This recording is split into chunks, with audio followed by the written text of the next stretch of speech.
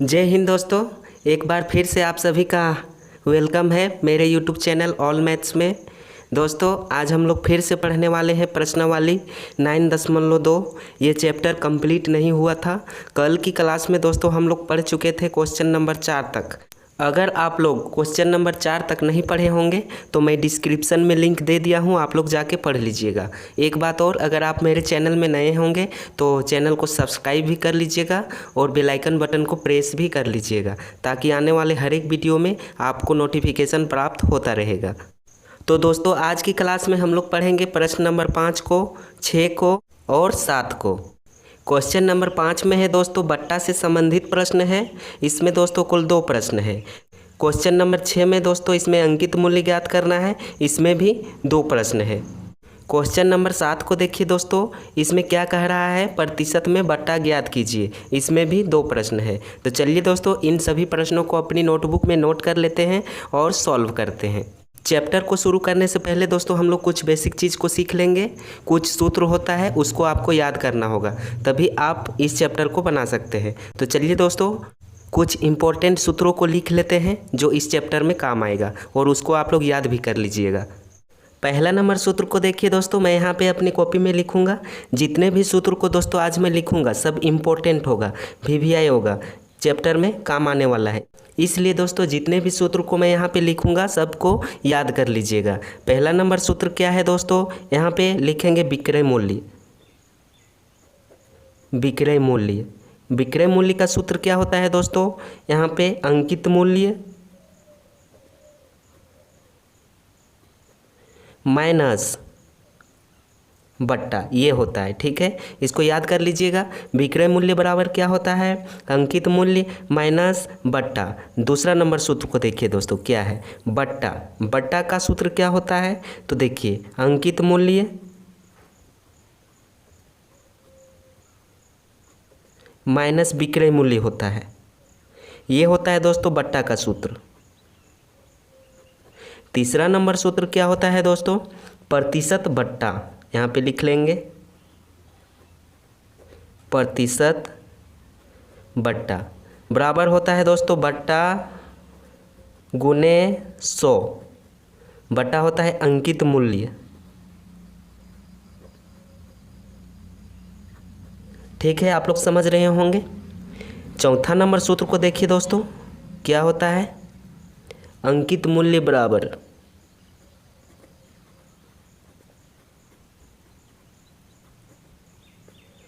100 गुने विक्रय मूल्य।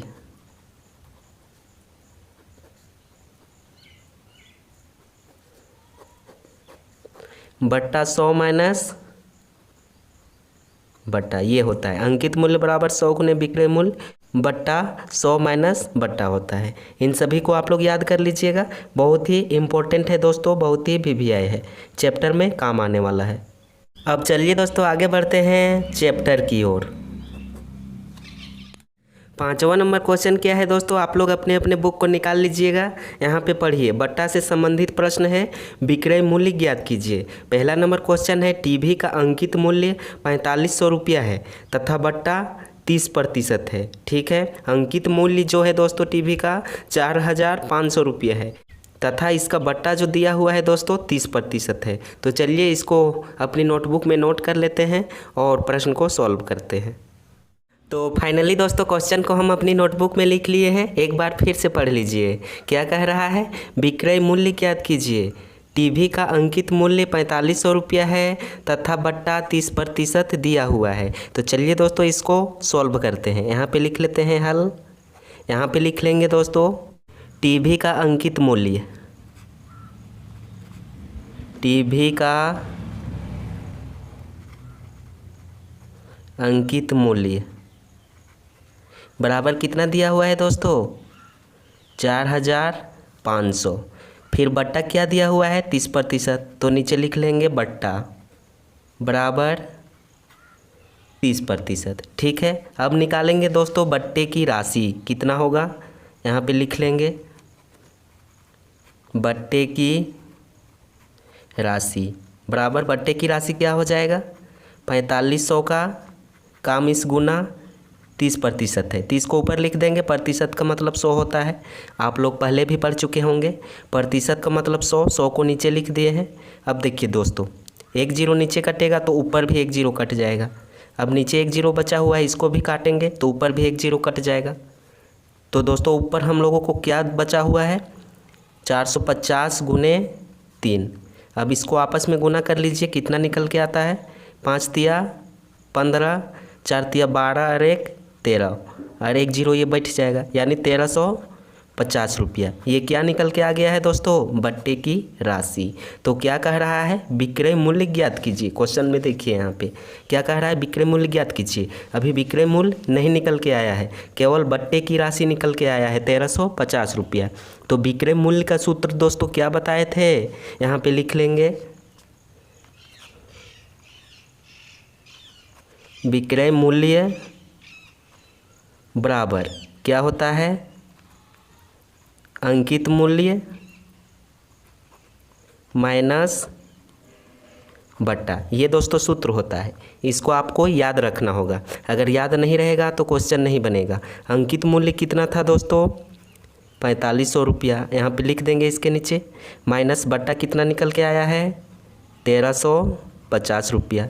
अब दोस्तों 4500 में 1350 घटाएंगे तो कितना मिलेगा हम लोगों को, 3150 रुपया मिलेगा। आप लोग घटा के देख लीजिएगा, इतना ही आएगा। ठीक है, तो ये क्या हो जाएगा दोस्तों, हम लोगों का आंसर हो जाएगा। अब चलिए दोस्तों आगे बढ़ते हैं 5वें नंबर का दूसरा क्वेश्चन की ओर। दूसरा नंबर क्वेश्चन को देखिए दोस्तों, क्या कह रहा है, पंखा का अंकित मूल्य 450 रुपया है तथा बट्टा 10% है। सेम पहले नंबर क्वेश्चन की तरह है दोस्तों। ठीक है, सेम इसी प्रकार से बनेगा। तो चलिए अपनी नोटबुक में इसको लिख लेते हैं और सॉल्व करते हैं। तो दोस्तों क्वेश्चन को यहाँ पे हम लिख लिए हैं, आप लोग देख सकते हो क्या कह रहा है, पंखा का अंकित मूल्य 450 रुपया है तथा बट्टा 10% है। तो चलिए इस प्रश्न को भी सॉल्व करते हैं। यहाँ पे लिख लेते हैं हल और नीचे लिख लेंगे दोस्तों, पंखा का अंकित मूल्य बराबर कितना दिया हुआ है दोस्तों, 450 रुपया, और बट्टा कितना दिया हुआ है, बट्टा बराबर 10%। यहाँ पे लिख लेंगे 10%। तो दोस्तों इसका बट्टे की राशि कितना हो जाएगा, चलिए निकाल लेते हैं। यहाँ पे लिख लेंगे बट्टे की राशि कैसे निकालेंगे, तो देखिए 450 से गुने 10% है तो 10/100 हो जाएगा। ऊपर एक जीरो कटेगा, नीचे भी कट जाएगा, नीचे एक जीरो कटेगा, ऊपर भी कट जाएगा। तो क्या बचा दोस्तों, ऊपर में केवल 45 बचा। तो बट्टे की राशि क्या निकल के आ गया है, 45। अब दोस्तों इसका निकालेंगे हम लोग विक्रय मूल्य। तो कॉपी को ऊपर कर लेते हैं और विक्रय मूल्य का सूत्र को लगाते हैं। यहाँ पे लिख लेंगे विक्रय मूल्य बराबर अंकित मूल्य माइनस बट्टा। अंकित मूल्य कितना था दोस्तों, 450, माइनस बट्टा कितना निकल के आ गया है, 45 रुपया। तो यहाँ पे 45 लिख देंगे। अब दोस्तों इसको घटाएंगे, 450 में 45 तो क्या मिलेगा, 405 रुपया मिलेगा। ये दोस्तों क्या हो जाएगा, इस प्रश्न का आंसर हो जाएगा। तो आई होप दोस्तों, मैं आशा करता हूँ कि जितने भी क्वेश्चन को मैं बता रहा हूँ आप लोग बहुत ही अच्छी तरह से समझ रहे होंगे। आप लोग नोट करते जाइएगा अपनी नोटबुक में। अब चलिए दोस्तों आगे बढ़ते हैं 6ठे नंबर क्वेश्चन की ओर। 6ठा नंबर क्वेश्चन को देखिए दोस्तों, क्या कह रहा है, इसमें कह रहा है अंकित मूल्य ज्ञात कीजिए। इसमें दोस्तों आप लोगों को अंकित मूल्य का सूत्र याद रखना होगा। पहला नंबर क्वेश्चन क्या है, रेडियो का विक्रय मूल्य 380 रुपया है तथा बट्टा 5% दिया हुआ है। इस क्वेश्चन में दोस्तों देखिए यहाँ पे विक्रय मूल्य दे दिया गया है और बट्टा दे दिया गया है, और क्या कह रहा है, अंकित मूल्य ज्ञात कीजिए। तो चलिए दोस्तों इस क्वेश्चन को भी अपनी नोटबुक में नोट कर लेते हैं और सॉल्व करते हैं। तो दोस्तों क्वेश्चन को हम यहाँ पे लिख लिए हैं। ये 6ठा नंबर का सवाल है। पहला नंबर क्वेश्चन क्या है, एक बार फिर से पढ़ लीजिए। रेडियो का विक्रय मूल्य 380 रुपया है तथा बट्टा 5% दिया हुआ है। चलिए यहाँ पे लिख लेते हैं हल और इस प्रश्न को करते हैं सॉल्व। यहाँ पे लिख लेंगे रेडियो का विक्रय मूल्य बराबर 380 रुपया। अब यहाँ पे देखिए दोस्तों बट्टा कितना दिया हुआ है 5%। यहाँ पे लिख लेंगे बट्टा बराबर 5%। यहाँ पे देखिए दोस्तों हम विक्रय मूल्य को लिख लिए हैं और बट्टा को भी लिख लिए हैं। अब दोस्तों लगाएंगे यहाँ पे अंकित मूल्य का सूत्र। तो क्या होता है अंकित मूल्य का सूत्र, यहाँ पे लिख लेते हैं। अंकित मूल्य बराबर, हम पहले लिखाए हैं, आप लोग देख लीजिएगा, 100 गुने विक्रय मूल्य बट्टा क्या होता है दोस्तों 100 माइनस बट्टा होता है। इसको आप लोग याद कर लीजिएगा, तभी ये क्वेश्चन को आप लोग बना सकते हैं। तो चलिए यहाँ पे सूत्र के अनुसार बैठाते हैं। 100 ज्यों का त्यों लिख देंगे, गुने विक्रय मूल्य क्या दिया हुआ था आप लोग देख सकते हैं 380 रुपया। तो इसके जगह पे दोस्तों हम लोग यहाँ पे बैठाएंगे 380। ठीक है, बट्टा दिया हुआ है तो बट्टा लिखेंगे। 100 माइनस बट्टा कितना दिया हुआ था 5%, तो यहाँ पे क्या लिखेंगे 5 लिख देंगे। अब चलिए इसको सॉल्व करते हैं। ऊपर ज्यों का त्यों रहने देंगे क्योंकि काटने में दोस्तों आसानी होगा। ठीक है, या तो दोस्तों इसको 100 को 380 से गुना भी कर सकते थे, लेकिन अगर गुना कर दीजिएगा ना तो बहुत लंबा हो जाएगा, काटने में दिक्कत होगा। और इसी प्रकार से रहने दीजिएगा तो काटने में आसानी होगा, आंसर बहुत जल्दी आ जाएगा। अब यहाँ पे देखिए 100 में 5 घटाएंगे तो क्या मिलेगा 95 मिलेगा। अब दोस्तों इसको 19 से काटिए, कट जाएगा। 19 पचे 95 और 19 दूना 38, एक जीरो यहाँ पे बैठ जाएगा। ठीक है, ये भी कट जाएगा, 5 एकम 5 और ये हो जाएगा 20 पचे 100। तो ऊपर क्या बचा दोस्तों हम लोगों को 20 गुने 20। अब 20 को 20 से गुना करेंगे तो क्या मिलेगा 400 मिल जाएगा। तो दोस्तों नीचे हम लोग लिख सकते हैं अतः रेडियो का अंकित मूल्य बराबर 400 रुपया। ठीक है, ये क्या हो जाएगा इस प्रश्न का आंसर हो जाएगा। तो आई होप, मैं ऐसा करता हूँ कि यह प्रश्न को भी आप लोग समझ गए होंगे। अब चलिए आगे बढ़ते हैं छठे नंबर क्वेश्चन का दूसरे नंबर प्रश्न की ओर।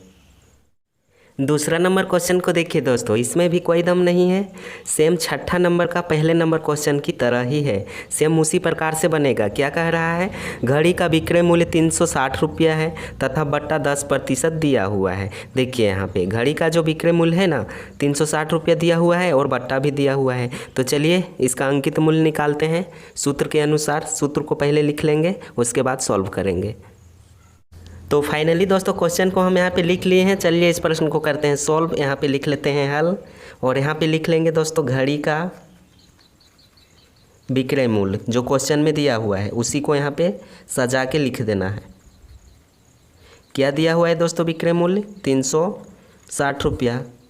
फिर बट्टा क्या दिया हुआ है दोस्तों, बट्टा बराबर 10%। ठीक है, अब सूत्र को लगाते हैं। अंकित मूल्य पूछ रहा है तो अंकित मूल्य का सूत्र को लगाएंगे। अंकित मूल्य बराबर क्या होता है इसका सूत्र 100 गुने विक्रय मूल्य, इसको याद कर लीजिएगा।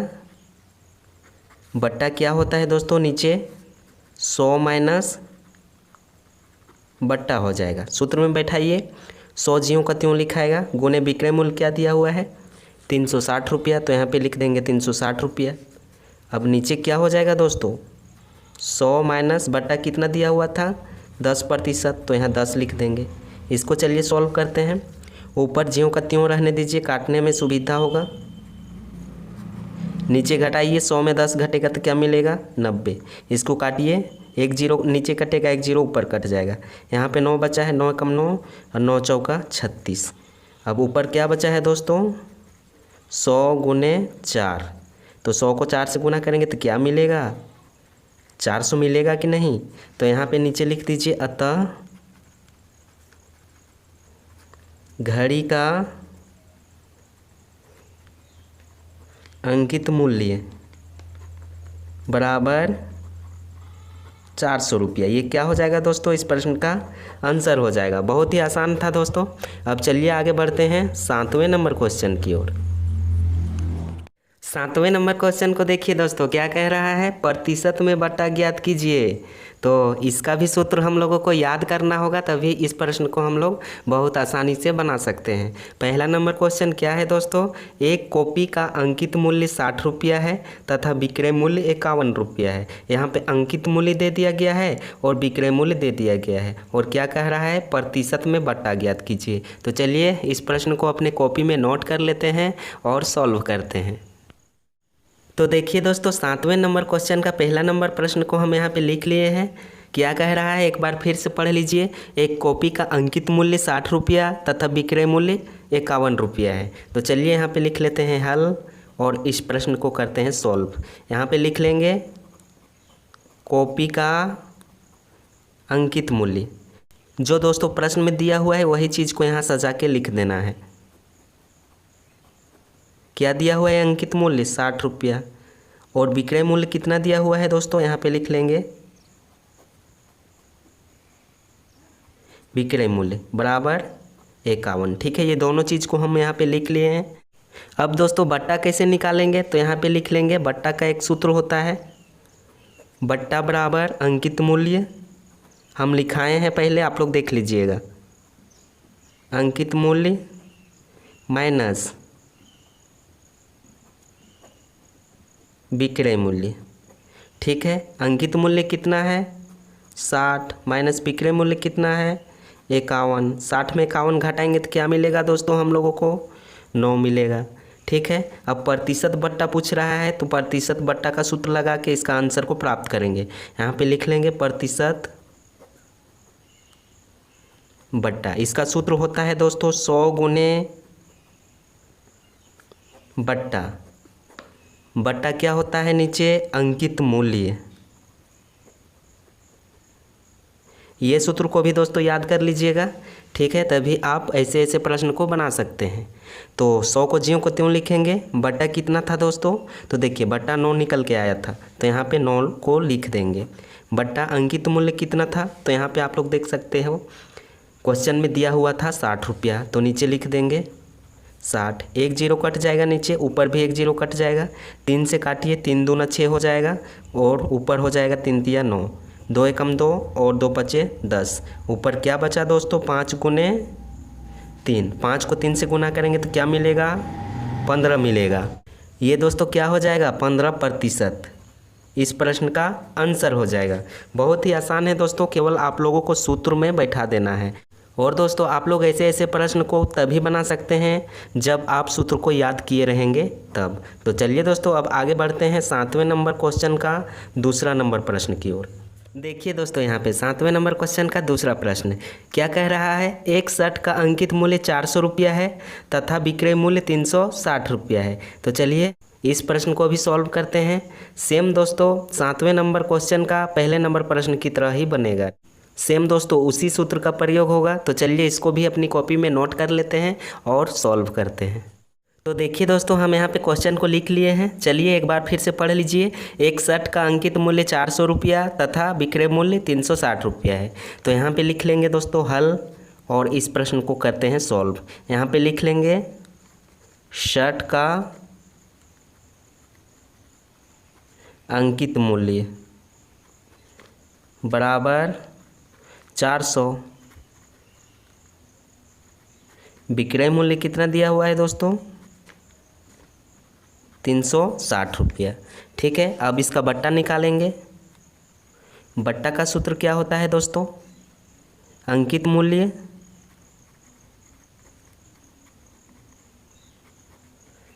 माइनस विक्रय मूल्य।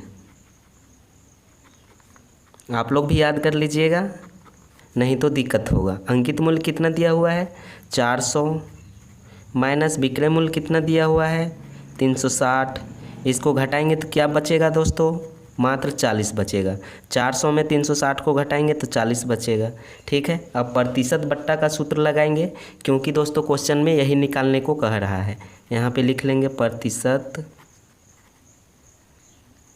बट्टा बराबर 100 गुने बट्टा। बट्टा क्या हो जाएगा, अंकित मूल्य ठीक है, 100 का ज्यों का त्यों लिख देंगे। गुने बट्टा कितना निकल के आया है 40, तो यहाँ पे 40 लिख देंगे। अंकित मूल्य क्या था दोस्तों, तो यहाँ पे आप लोग देख सकते हो 400, तो नीचे लिख देंगे 400। इसको काटिए दोस्तों, 2 जीरो नीचे कटेगा, 2 जीरो ऊपर कट जाएगा। 4 को काटिए, 4 एकम 4, 4 दहाई 40, तो क्या बचा 10%। ठीक है, प्रतिशत बट्टा कितना निकल के आ गया है दोस्तों 10%। ये क्या हो जाएगा, इस प्रश्न का आंसर हो जाएगा। तो आई होप, मैं आशा करता हूँ कि जितने भी क्वेश्चन को आज मैंने बताया सभी क्वेश्चन को आप लोग समझ गए होंगे। अगर आप लोग नहीं समझे होंगे तो 1-2 बार फिर से प्रैक्टिस कर लीजिएगा, आप लोग बहुत अच्छी तरह से समझ जाएंगे, सीख जाएंगे। तो आज की क्लास को दोस्तों यहीं तक रखते हैं, मिलेंगे नेक्स्ट क्लास में। तब तक के लिए आप सभी को थैंक यू, धन्यवाद।